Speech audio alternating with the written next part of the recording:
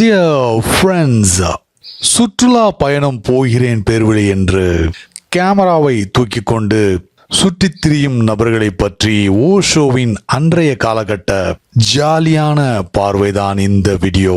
அவர் வாழ்ந்த காலகட்டத்திலேயே இப்படி நக்கல் நையாண்டி செய்திருக்கிறார் என்றால் இன்றைய காலகட்டத்திற்கும் அவர் சொன்ன அத்தனையும் சுற்றுலா செல்கிறோம், செல்ஃபி எடுக்கிறோம் என்று சொல்லிக்கொண்டு சில பேர் செய்யும் அலப்பறைகள் அத்தனைக்கும் பொருந்துகிறது என்றால் ஆச்சரியம்தான்.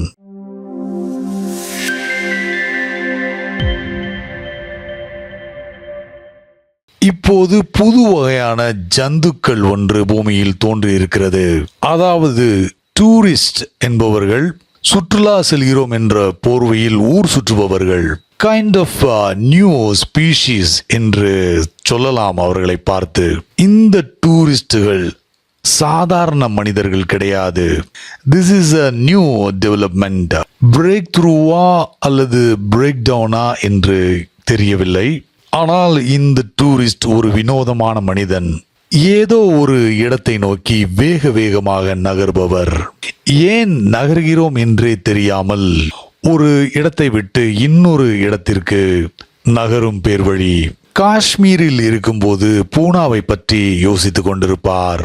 பூனாவில் இருக்கும்போது கோவாவை பற்றி யோசித்துக் கொண்டிருப்பார்.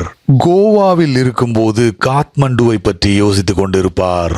He is never where he is. அவர் எங்காவது இருப்பார். He is somewhere else. அவர் தற்போது இருக்கின்ற இடத்தை தவிர மற்ற எல்லா இடங்களிலும் இருப்பார். He is never at home. அவரை வீட்டில் பார்க்கவே முடியாது. எப்போதும் எங்காவது போயிருப்பார், ஆர் போய்கொண்டே இருப்பார் என்று சொல்லலாம். மற்ற இடங்களை பற்றி எப்போதுமே கனவு கண்டு கொண்டிருப்பார். இந்த டூரிஸ்ட், இந்த சுற்றுலாவாசி வாழ்க்கையில் எல்லாவற்றையும் தவறவிட்டு கொண்டே இருப்பார். அப்படி ஒரு அவசர கதியில் வாழ்ந்து கொண்டிருப்பார். அவரால் எதையுமே சரிவர பார்க்க முடியாது அல்லது கவனிக்க முடியாது. ஒன்றை கவனித்து பார்க்க வேண்டுமென்றால் ஒருவர் கொஞ்சம் ரிலாக்ஸ்டாக இருக்க வேண்டும். ஆனால் இந்த சுற்றுலா பயணி எப்போதுமே ஓடிக்கொண்டே இருப்பார். காலை உணவை நியூயார்க்கில் சாப்பிடுவார், மதிய உணவை லண்டனில் சாப்பிடுவார், அஜீரணத்தை பூனாவில் அனுபவிப்பார். ஒரு கேமராவை எப்போதும் தூக்கி கொண்டே திரிவார். வேறு வழியே இல்லை, கேமராவை தவிர்க்க முடியாது. ஏனென்றால் அவரால் எதையுமே இப்போது அவருடைய சொந்த கண்களால் பார்க்க முடியாது. அதனால் போட்டோக்களை எடுத்து தள்ளி கொண்டிருப்பார். பிறகு உட்கார்ந்து album தயாரிப்பார். He is a bum and makes album. பிறகு எல்லாம் முடிந்துவிட்ட பிறகு உட்கார்ந்து இமயமலையின் சிகரங்களையும் கோவாவில் உள்ள பீச்சுகளையும் இரண்டு இடங்களிலுமே இப்போது இல்லாத நிலையில் பார்த்து கொண்டிருப்பார். கேமரா மட்டும்தான் அதன் வேலையை பார்த்திருக்கிறது. அவர் அங்கே அந்த இடத்தில் இருந்திருக்க வேண்டிய அவசியமே இல்லை. இந்த போட்டோக்களை விலை கொடுத்தே கடைகளில் வாங்கியிருக்க முடியும். இவர் எடுத்ததை விட கடைகளில் அழகான போட்டோக்கள் கிடைக்கின்றன. Because he is amateurish. நல்ல அழகான ஆல்பங்கள் கடைகளில் கிடைக்கின்றன. வீட்டில் உட்கார்ந்தபடியே அவர் அதை ரசிக்கலாம். இப்போது பிரச்சனை என்னவென்றால் அவரால் ஒரே இடத்தில் உட்கார முடியாது. ஒரே இடத்தில் உட்கார்ந்து இருப்பது என்பது இப்போது மனிதகுலம் இழந்து கொண்டிருக்கும் ஒரு சில தன்மைகளில் அதுவும் ஒன்று ஏதாவது செய்து கொண்டிருக்க வேண்டும், இல்லாவிட்டால் எங்காவது சென்று கொண்டிருக்க வேண்டும். நேரத்தை அவர்கள் இழக்க விரும்புவதே இல்லை. நேரம் எதையும் துளி கூட இழக்காமல் வாழ்க்கை முழுவதையும் இழக்கிறார்கள். They are losing their whole lives in not losing time. அவர்கள் எதையும் ரசித்து அதை பாராட்டுவது கிடையாது. எதையும் அப்ரிஷியேட் பண்ணுவதற்கு அந்யோன்யம் தேவைப்படுகிறது. உதாரணமாக, ஒரு மலரின் அழகை ரசிக்க வேண்டுமென்றால் அந்த மலரின் அருகில் சிறிது நேரமாவது உட்கார வேண்டும். அதன் அருகில் இருந்து தியானம் செய்து அந்த மலர் நம்மிடம் ஏதாவது சொல்வதற்கு அனுமதிக்க வேண்டும். அந்த மலரின் மகிழ்ச்சியை, அந்த மலர் சூரிய ஒளியில் ஆடுவதை, அது காற்றில் ஆடுவதை, மழையில் நனைவதை உணர்ந்து பார்க்க வேண்டும். அந்த மலர் அதிகாலையில் எந்த மாதிரியான மூடில் இருக்கிறது, கொளுத்தும் வெயிலில் மதியம் எந்த மாதிரியான உணர்ச்சியை வெளிப்படுத்துகிறது, மாலை நேரத்தில் முழு நிலவில் எதை பிரதிபலிக்கிறது அந்த மலர் என்று அந்த மலர் வெளிப்படுத்தும் எல்லா உணர்ச்சியையும் பார்க்க வேண்டும்.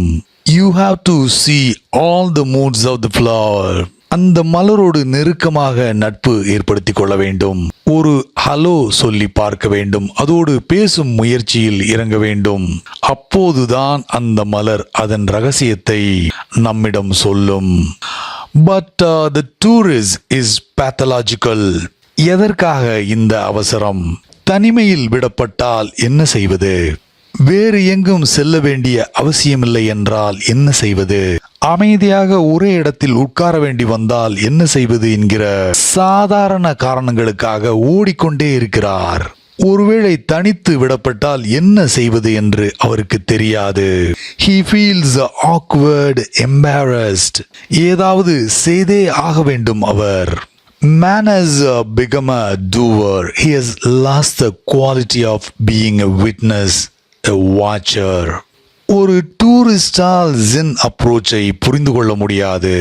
அதாவது முக்கியமான புத்திஸ்ட் அப்ரோச்சான ஒன்றும் செய்யாமல் அமைதியாக உட்கார்வது, வசந்த காலம் வரும், புற்கள் அதுவாக வளரும் என்பதை அவர்களால் புரிந்து கொள்ளவே முடியாது. ஜென் மனிதர்கள் பல வருடங்கள் ஒன்றும் செய்யாமல் உட்கார்ந்திருப்பார்கள். ஜஸ்ட் சிட்டிங், வாட்சிங். உள்ளே என்ன இருக்கிறது, வெளியே என்ன நடக்கிறது, தங்களது சுவாசத்தை கவனித்துக் கொண்டே இருப்பார்கள். நவ் ஒரு டூரிஸ்டின் பார்வைக்கு இதெல்லாம் அபத்தமாக தெரியும். எதற்கு ஒருவர் சுவாசத்தை கவனிக்க வேண்டும்? ஏன் அதற்கு பதிலாக டிவி பார்க்க கூடாது? Some horror film. நாற்காலியோடு நாற்காலியாக தங்களை பசை போட்டு ஒட்டி கொண்டு அந்த டிவி தரும் அறுவை கதைகளோடு, கொலை செய்கிற த்ரில்லர்களோடு, ஆபாச காட்சிகளோடு தங்களை ஐக்கியப்படுத்திக் கொள்வார்கள். A strange quality has happened to humanity. ஒரு பைத்தியக்காரத்தனமான குவாலிட்டி என்று சொல்லலாம். அதாவது ஒருவராலும் ஒரு இடத்தில் அமைதியாக உட்கார முடியாது.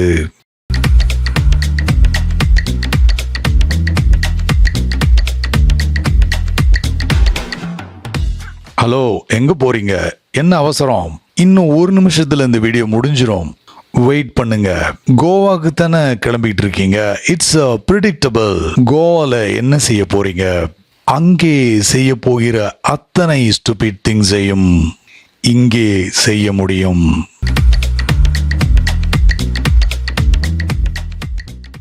அன்பு நண்பர்களே, இந்த வீடியோ பிடிச்சிருந்தா லைக் பண்ணிட்டு ஷேர் பண்ணுங்க. நிறைய நண்பர்கள் தொடர்ந்து ஆதரவு கொடுத்துக்கிட்டு இருக்கீங்க. அதற்கு ஒரு மிகப்பெரிய நன்றி.